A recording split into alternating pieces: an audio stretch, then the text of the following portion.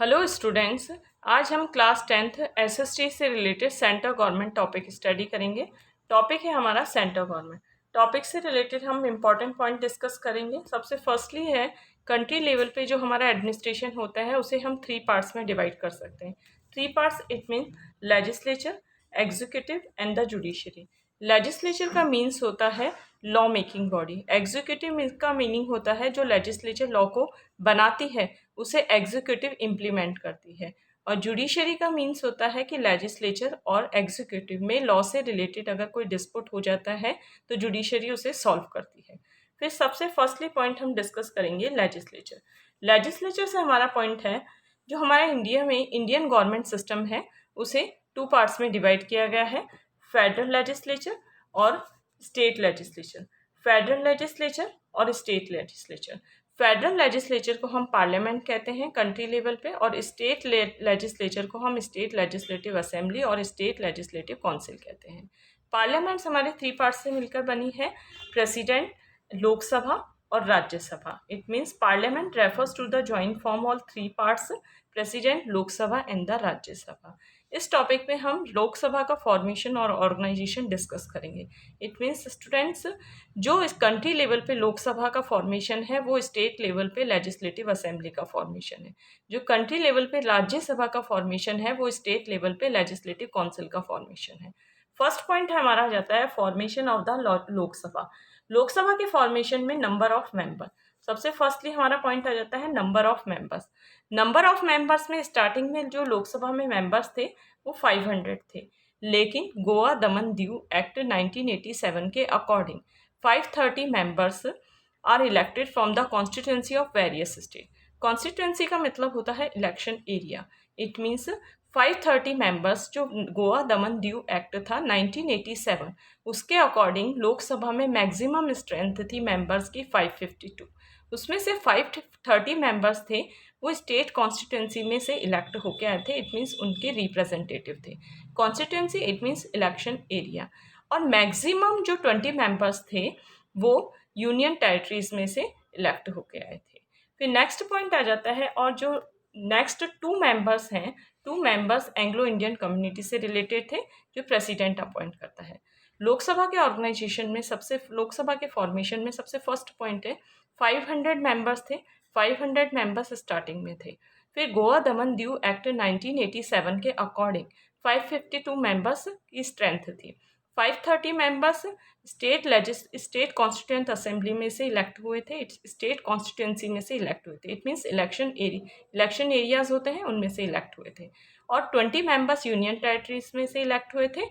और जो 2 मेंबर्स है जो एंग्लो इंडियन कम्युनिटी से रिलेटेड है उन्हें प्रेसिडेंट नॉमिनेट करता है। फिर नेक्स्ट पॉइंट आ जाता है इलेक्शन। इलेक्शन का मीन्स होता है कि लोकसभा के मेंबर जो इलेक्ट होते हैं वो किस बेस पे इलेक्ट होते हैं, उनकी कैपेबिलिटी क्या है। लोकसभा के मेंबरशिप गेन करने के लिए यूनिवर्सल एडल्ट फ्रेंचाइजी की नीड होती है। Universal adult franchise, universe it means पूरा जो होल वर्ल्ड है, होल इंडिया है उससे रिलेटेड। एडल्ट का मतलब होता है 18 ईयर्स और 18 ईयर्स अबव, और फ्रेंचाइजी का मतलब होता है right to vote. It means Lok Sabha की मेंबरशिप गेन करने के लिए अबव 18 ईयर्स सभी पर्सन्स को इक्वल राइट होता है वोट डालने का और मेंबरशिप गेन करने का। फिर नेक्स्ट पॉइंट आ जाता है हमारा लोकसभा के फॉर्मेशन से रिलेटेड है qualification for members. Qualification for members में सबसे फर्स्टली पॉइंट आ जाता है he should be a citizen of India. फिर नेक्स्ट पॉइंट आ जाता है he should be the age 25 and the more. यहाँ पे ये डिफरेंस है कि लोकसभा की जो मेंबरशिप की एज है 25 ईयर्स है, उधर स्टेट लेवल पे लोग जो लेजिस्लेटिव असेंबली है उनके मेंबर्स की एज 25 है। इसी तरीके से जो कंट्री लेवल पे राज्यसभा के मेंबर्स की एज है 30 ईयर्स, और स्टेट लेवल पे लेजिस्लेटिव काउंसिल की एज है, मेंबरशिप की एज है 30 ईयर्स। फिर नेक्स्ट पॉइंट आ जाता है हमारा he should not hold an office to profit under the Indian government or any state government। It means Lok Sabha का मेंबर होने के लिए, लोकसभा का मेंबर इलेक्ट होने के लिए किसी भी प्रॉफिटेबल जॉब पे कोई पर्सन नहीं होना चाहिए। प्रॉफिटेबल जॉब इट मीन्स किसी भी गवर्नमेंट जॉब पे नहीं होना चाहिए। फिर नेक्स्ट हमारा फोर्थ पॉइंट है लोकसभा की मेंबरशिप गेन करने के लिए पर्सन मेंटली रिटायर्ड नहीं होना चाहिए, मेंटली डिसेबल नहीं होना चाहिए, या फिर बैंकक्रप्ट नहीं होना चाहिए। स्टूडेंट एक चीज़ मैं वापस बताना चाहूँगी आप लोगों को कि जो कंट्री लेवल पे लोकसभा का फॉर्मेशन है, लोकसभा की पावर्स हैं, वो स्टेट लेवल पे लेजिस्लेटिव असेंबली की पावर्स हैं और लेजिस्लेटिव असेंबली की पावर्स है और लेजिस्लेटिव असेंबली का फॉर्मेशन है। इसी तरीके से राज्यसभा की कंट्री लेवल पे जो पावर्स ऑफ फॉर्मेशन है वो ही स्टेट लेवल पे लेजिस्लेटिव काउंसिल की फॉर्मेशन और पावर्स हैं। अब हम स्टडी करते हैं लोकसभा का term. The term of the Lok Sabha is 5 year. जो लोकसभा का टेन्योर होता है, टर्म होता है, वो 5 ईयर्स का होता है। लेकिन on the advice of the prime minister की एडवाइस पे the president can dissolve the Lok Sabha even before it's completion of tenure. It means Lok Sabha का जो टेन्योर होता है 5 ईयर्स का होता है, लेकिन अगर प्रेसिडेंट चाहे तो प्राइम मिनिस्टर की एडवाइस पे लोकसभा को टाइम से पहले भी डिसॉल्व कर सकता है। इसी तरीके से अगर हम स्टेट लेवल पे स्टडी करते हैं लेजिस्लेटिव असेंबली की, जो लोकसभा के ही इक्वल है, तो हम स्टडी करेंगे on the advice of the chief minister. It means chief minister की एडवाइस पे गवर्नर डिसॉल्व कर सकता है लेजिस्लेटिव असेंबली को। इट मीन्स जो कंट्री लेवल पे प्राइम मिनिस्टर है, स्टेट लेवल पे चीफ मिनिस्टर है, कंट्री लेवल पे जो प्रेसिडेंट की पावर्स है और स्टेट लेवल पे गवर्नर की पावर है।